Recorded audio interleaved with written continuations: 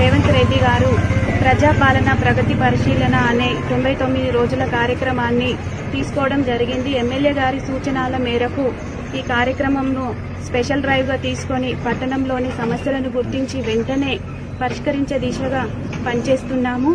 దీనికి ప్రజలు కూడా సహకరించాలి.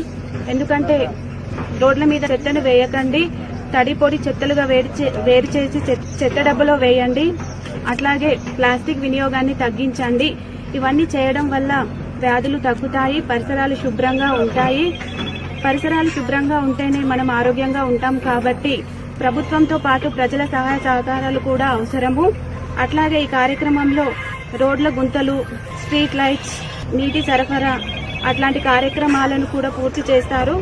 కాబట్టి దీంట్లో అందరూ పరిశుభ్రత అనేది ప్రతి ఒక్కరి బాధ్యత. కాబట్టి ఈ కార్యక్రమంలో అందరూ కూడా మాకు సహకరించి ఈ కార్యక్రమాన్ని విజయవంతం చేయవలసిందిగా కోరుతున్నాం. తెలంగాణ రాష్ట్ర ప్రభుత్వం ప్రతిష్టాత్మకంగా నిర్వహించిన శుభ్రత ప్రతి ఒక్కరి ఆరోగ్య భద్రత కార్యక్రమం